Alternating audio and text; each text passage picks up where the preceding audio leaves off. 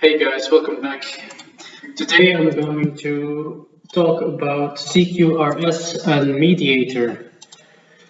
CQRS stands for Command Query Responsibility Segregation and is a pattern to split, so to segregate commands and queries. Commands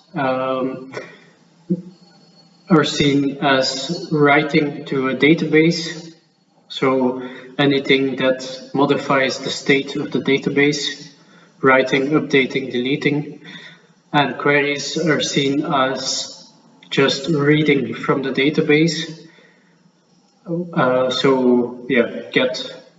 Get a single item or list multiple items.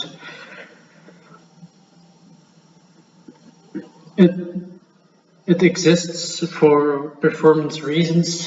I can't give you the full explanation, but instead of having one database that has to deal with both a large amount of reads and a large amount of writes at the same time, it's an idea to split those reads from those writes and have two databases, one for reads and one for writes. This, like I said, is for performance reasons, because a database can handle, if I'm not mistaken, a lot more reads per second than it can handle writes per second, I don't know, yeah. So, yeah, for these operations to happen at the same time and not impact the performance too much, it's an idea to split these databases. There's one database into two databases. Anyway, we're not going to use this for the database performance. We are going to use MediatR to chop up our business logic into small classes, single responsibility classes, instead of having this, for example, this large auth-based service, which does a lot more than one thing. It can log a user in, create a user, confirm a user, set password, delete user, send mail, refresh JWT token, and create JWT token. And you see it's almost 400 lines in this one file with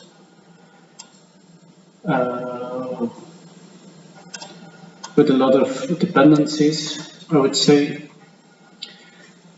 So the idea is to have one class per responsibility, so per action, per task, so to say.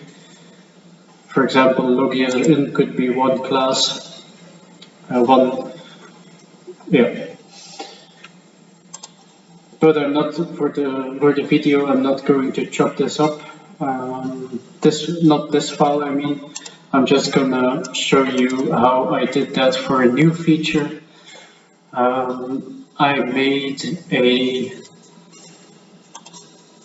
class library for pet social features, which is going to hold the business logic for pet social, the pet social project, I mean. And I made a folder, a feature folder, user profiles, and the configure services, just like you've seen with the mailing library. This is the entry point. Add pet social features, which adds MediatR and is going to search for specific classes in this assembly. For this to work, this services that add MediatR, of course, we need some NuGet packages. Let's check them out.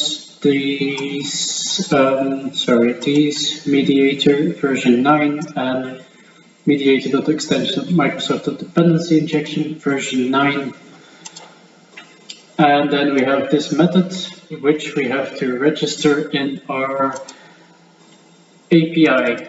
So in the program CS of our API, we are going to call this builder.services.add social features and pass in the path through the configuration, just in case. Okay. Then I made a controller, user profiles controller, which has a get method. This is only a get endpoint. Get user profiles. You see here get user profiles query. I'll talk about that in a minute. But let's first focus on this API-based controller. I made this API-based controller in the shared API controllers folder, API-based controller. And the only thing this does is provide access to Mediator.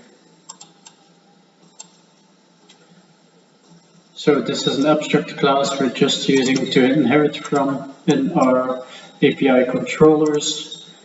So now we can just call await.mediator.send. Mediator.send expects a query or command, and that's not just a class. I'll show it in a bit.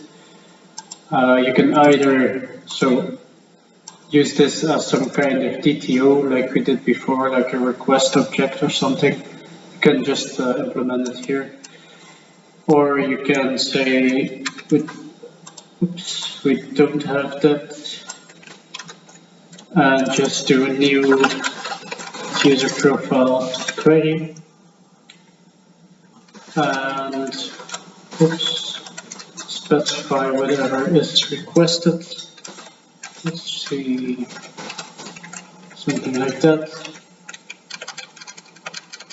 But we are going to use it like that. In the future, we might keep this like as a request, and then have a new get user profile query here, and then maybe map it, because there might be just one property in the request and multiple needed in the query, for example, current user data or something. Anyway, that was a bit too much for that. And let's now take a look at the single responsibility class, so the query responsibility class. This has this is more like the contractor, the model. Get user profiles query inherits from iRequest. So iRequest comes from Mediator, and list user profile is the return type. As I said, this is very similar to a request DTO. It's just a data model. So it's just gonna have a few properties. The properties we're going to extract from either the request object, or I'll show you when the API runs in Swagger in a minute. But most importantly, is this public class get user profiles QueryHandler, inheriting from iRequest handler, also coming from Mediator. Has as an input type the get user profiles query, and output like return type the list user profile. So this is just this data model, and that's what it's going to return at the end. Okay, what we want to do in those, we implement this request handler, which which provides us with this handle method, which is going to be executed in here by the mediator.send. And it's gonna look for a handler where the type that matches this query. So I think that has the query in here. Okay. Anyway, this handle method is going to be executed. This has the as request parameter. That's just the get profiles query again. And we are going to get user profiles where email confirmed is what the user asks. So true or false. So this is the request is email confirmed. So we're actually just reading a list of user profiles from our database. Our database, we had to inject, of course, the IDB context and initialize to access it. Okay. I hope I didn't forget anything. Let's run the project. Oops, it was already running. Okay.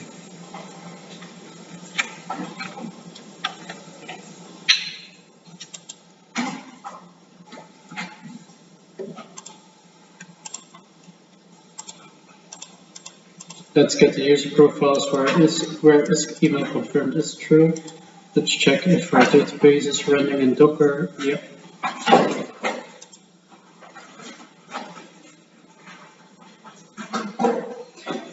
And we're getting a response of user profile. We're seeing these fields are coming from the auditable entity, and it's possible that we don't want to include this in our response, but that's going to be for a next video where we use response DTOs and AutoMapper to properly exclude the fields we don't want to return. So that could be sensitive information like the password or something. Anyway, so that happened. Then, if we take a look at our console, it told me long running request get user profiles query took almost 3 seconds. That's not ideal, and the request parameters. So how did I accomplish this? I accomplished this using behaviors. I made a folder behaviors in this shared API, and it's holding performance behavior, unhandled exception behavior, and validation behavior. And of course, we had to add these pipelines in our configure services. What is a pipeline behavior? It's very similar like a middleware. It's something, it's like code you can execute before, like you can intercept the request and even the response. Go through some code, and then before you enter into the actual endpoint that you called. So if I press this execute button, you would expect it would, the first thing it would hit is the controller endpoint, is this one, get user profiles. But since we have this middleware, or this, in our terms, the pipelines applied to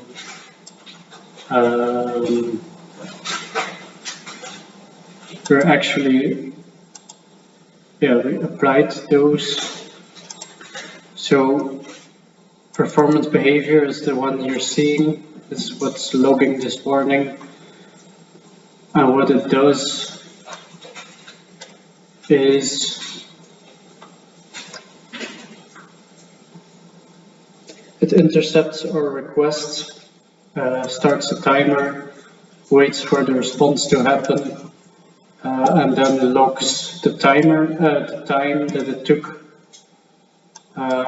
for a response to respond, for our request to respond. And if it's more than if it takes longer than 500 milliseconds, it's going to tell us with a warning log that it took longer than it should have.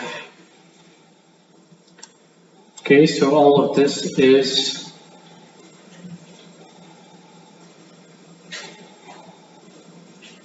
in this case, it's actually, it's doing some code before the response happens and after the response happens.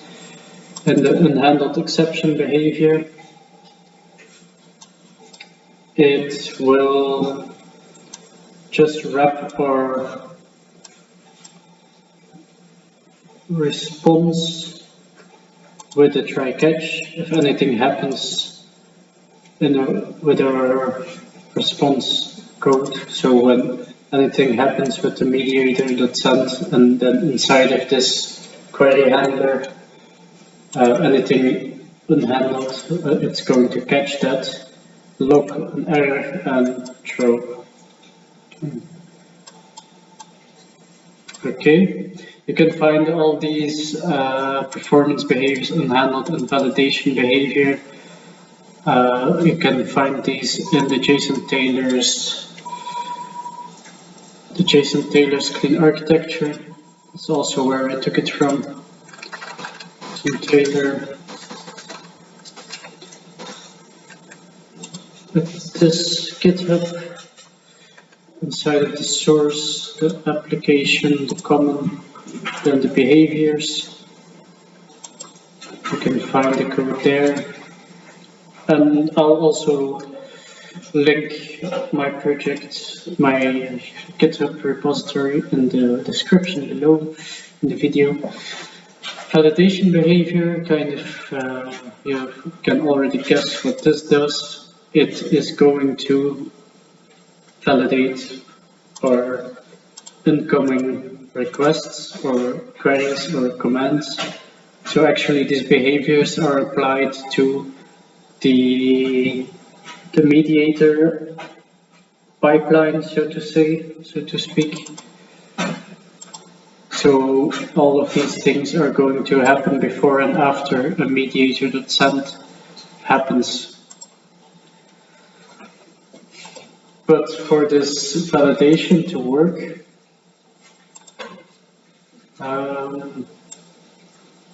it's maybe, I think the order matters because it's going to be first this, then that, then that. But anyway,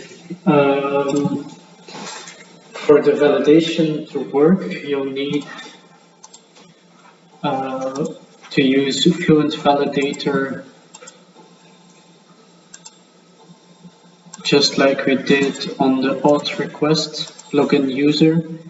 We've got a user a login request, and we've got a login request validator inheriting from the abstract validator coming from Fluent Validation, which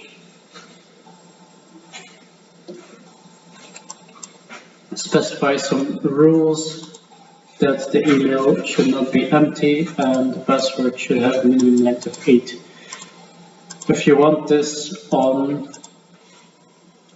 the mediator queries and commands, you would add a get, for example, this example, get user profiles query validator inheriting from the abstract validator from Fluent Validation with some rules inside. And then that should be all. Let me just see. Of course, you have to add Fluent Validation, but I think we did that in one of the previous videos. This is quite important, add Fluent Validation to the services, but it's going to search our assembly for validators, so for abstract validators, I'm assuming. So you'll need, let's say if we are going to, we'll probably want to add this line to our configure services in the pet social features.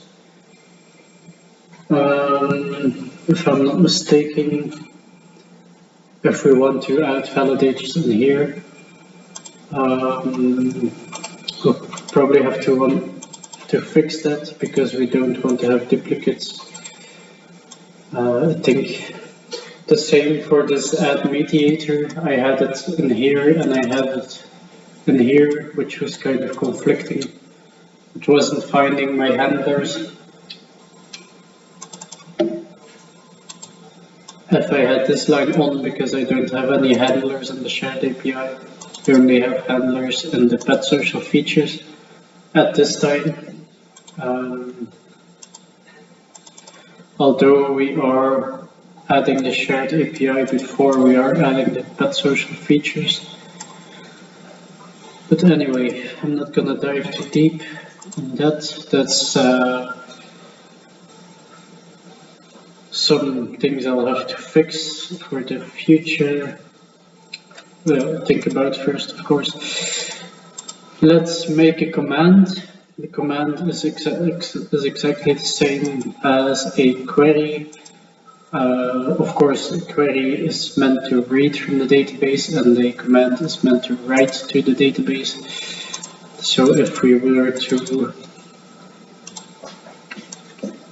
let's say, create a user profile, we're going to do HTTP code and create user profile. Probably want to have data from the body. And we'll need a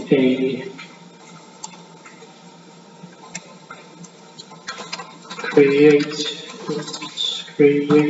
user profile command,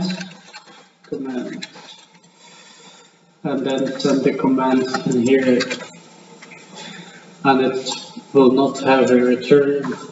It will return nothing. And let's say no content, since we're not going to return anything from that. That's kind of the point of separating reads from writes, is that you don't try to read and write or write and read in the same command or query. So the point is to separate those. So then we'll add in the pet social features class library, we add a new class called create user profile command, which is going to have, first we're going to inherit from iRequests, and it's gonna have no return type. So normally we would say the return type here, that's the return type there, but we don't have any. So we are going to create the handler, create, can actually just copy that.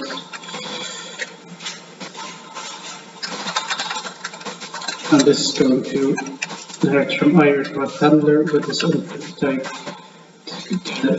and above, and we are going to implement the handle method. Make it async, because we're going to do a synchronous call. We will need the constructor to access our inject our database. Only IDB context and initialize it. Okay, and then in here we could, first off, we'll have to fill this command. It's going to be pretty similar as the entity. Let's first see if we can resolve these. Yeah, okay.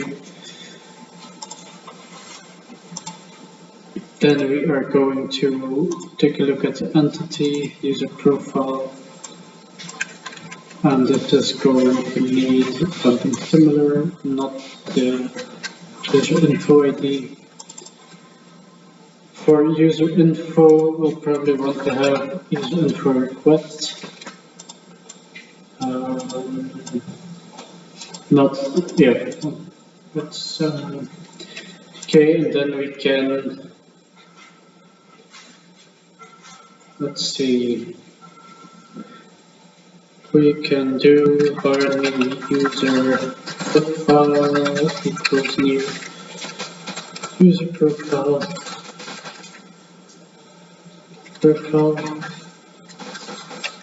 which has a user info, new user info, this email confirm, let's set it to false, and a, what else? A linked user ID, which is a string. Oops. And this one has a name. Oops. Email and phone number. And then we would say await context dot user profiles dot add async past the new user profile and the cancellation token, and save our changes. Whoops. And then at the end we are going to return unit.value. This is just something similar as returning on a void statement or on a task. This is actually just nothing, just something. Represents a void type since void is not a valid return type in C#. Okay. So that's all there is to it. So you see this unit is here. That's because we don't have a return type. If we had some data to return, we would specify a return type and add that in there. Okay, all this info is going to come from the request, which is the request in this case just the command we passed in our controller method. So request dot is going to be the name, probably dot user info dot name, and the same goes for info dot email, and the same goes for request dot user info dot phone number, and then the linked user ID could come from also from the request. And this is email confirmed as well, but we kind of don't want to set this from the outside. So we don't want the user to change that. We want our code to decide this. And actually creating a user profile only happens on user registration after we created a user in the database with identity framework.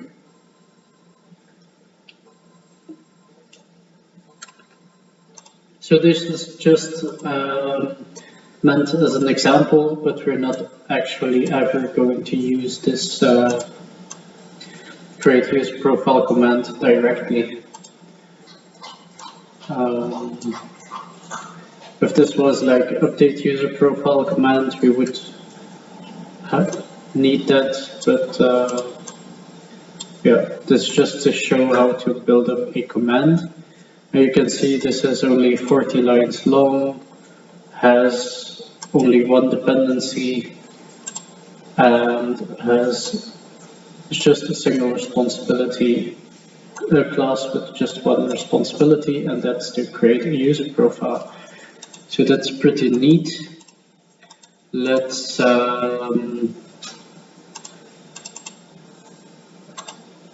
try it. Yeah, we shouldn't actually. shouldn't actually do this, of course, because let's take a look at the Swagger, and we have this user profiles, and we could create a new user profile. You also see in schemas the user profile command is added here automatically, so it's all kind of neat because it's used in the controller, of course.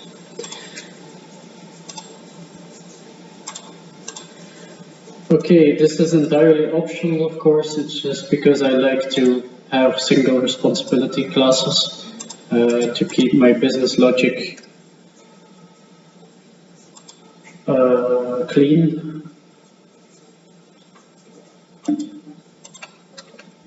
declarative, and testable, instead of having like all of these commands and queries into one service file like we saw here. This auth-based service contains read methods and write methods and has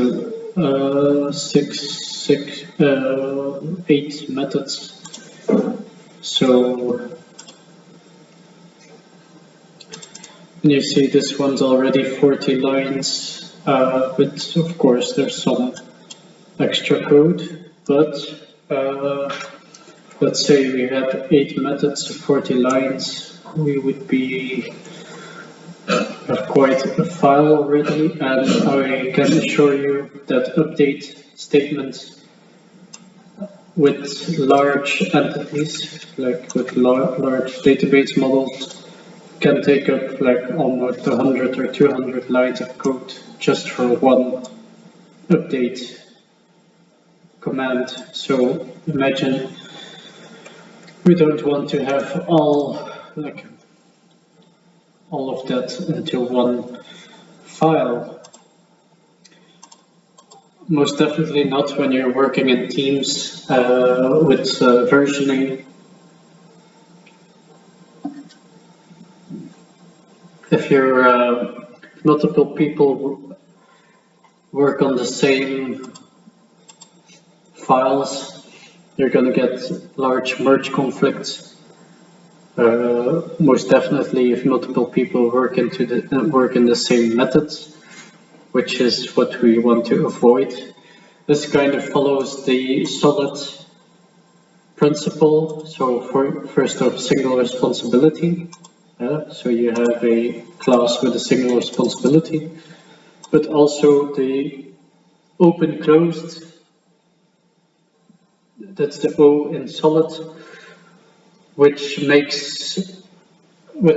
says a class should be open to extension but not for modification. So that's what I meant with people working in the same method. It's not desirable and is going to lead to at least merge conflicts. So that's not ideal. Okay. This is how I like to do it.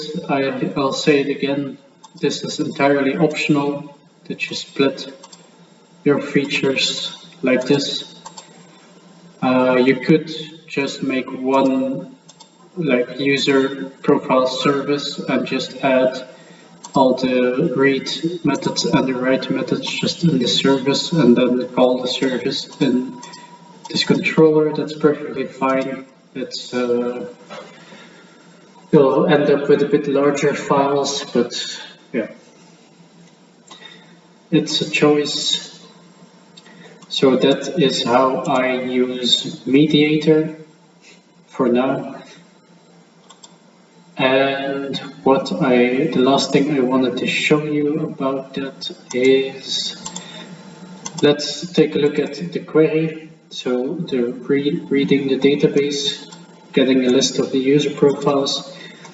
As you can see here, the return type is user profile, which is actually our database entity, which holds more than just the user profile field. It also holds the auditable entity field, so these, like you can see in the Swagger, when we execute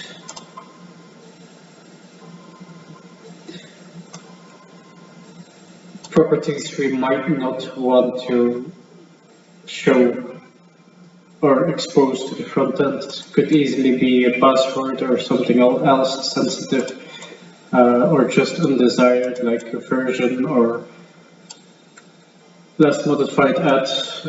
It's not always going to be necessary to return that. So for that, we are going to work with response objects like this one, user profile response, where we can define, like, we would only want to return these fields in our Swagger, so to the front end. So these auditable entity fields would be gone if we were to return it as a user profile response. But to do this, we would have to loop over all the user profiles and return a new user profiles response, something like this. Can actually do it, I think. Let's say we do this user profiles equals await that, and then we can do a select and say user profile, and then we should new user response and return a method. So let's say user info equals. This should be then a new user info response, having an email being user profile.email. Oops.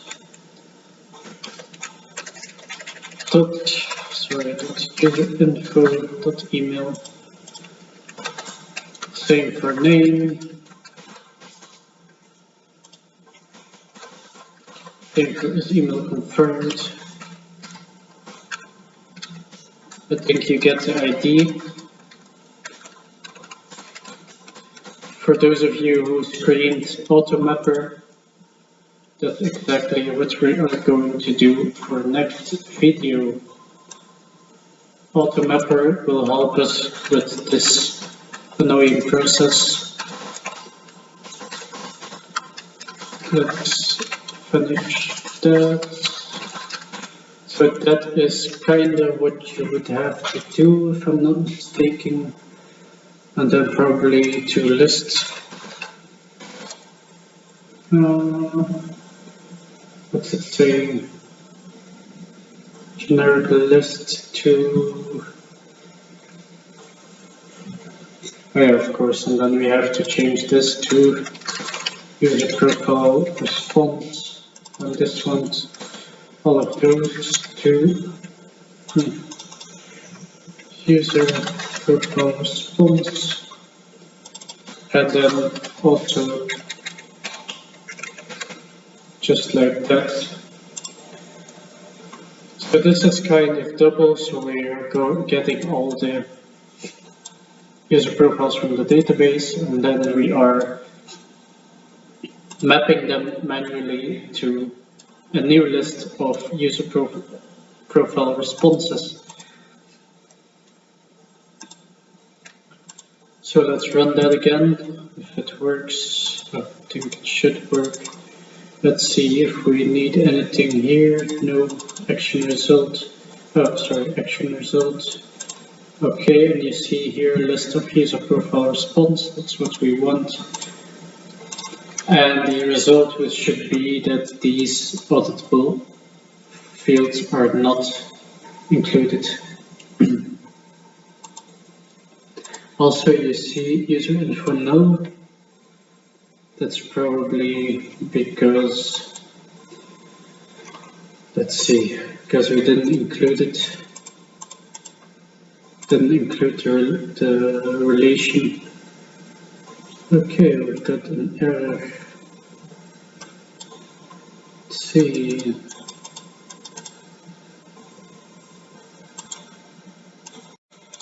So it's saying our two lists gets a object reference not set. I'm assuming this user profile dot user info.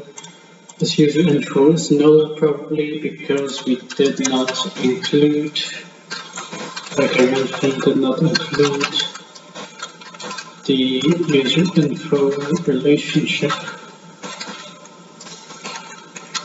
If we do this, it should work.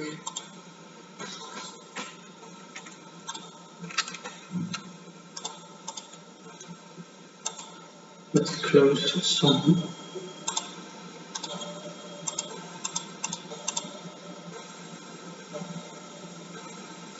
Okay, and now we have it. So a user info with a linked user and is email confirmed, and we're not seeing these auditable entity fields anymore, and also user info is filled in. Before it was the response we saw earlier, it was null. So that's actually what you'd want. You can also make more specific response classes. Let's say you only want to return the ID for some reason. Oh, we actually forgot the ID. We'll want to have the ID. But we only want that, or not show the, at least not show this confirmed. No, yeah, whatever. You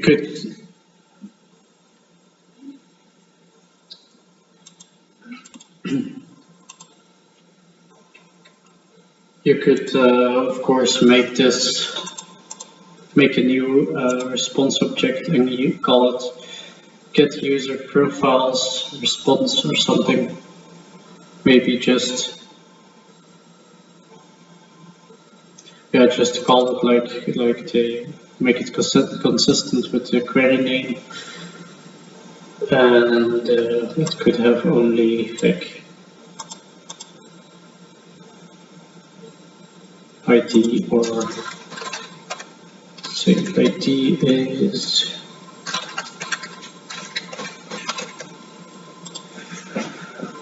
you could return it. If that's your use case, you could maybe just return a list of user profile IDs. Anyway, I wanted to focus on, so we can remove this entity reference. I wanted to focus on this process. So instead of manually mapping the fields we want to display, we'll want to do this in one go, and we'll be able to do that using AutoMapper in the next video. So this would all go. Let's say comment it out. This would be something like return,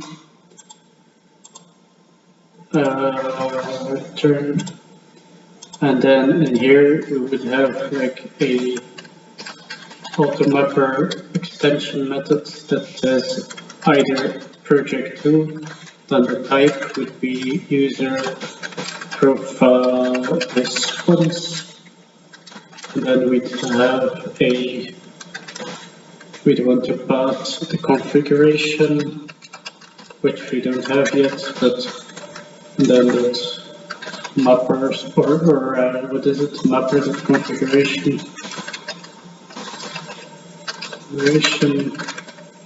and that is going to make sure the user profiles entity are automatically mapped to the user profile response, to a list of user profile response. This can only be done with a few tweaks, and for classes that hold the same or similar properties. So you should have a few properties that are spelled the same. So, of course, it's likely for a user profile response and the user profile to have similar properties. This could also be used, but I'm gonna show it in a bit. I'm up from, I think, something like this. Anyway, that's that for the next video.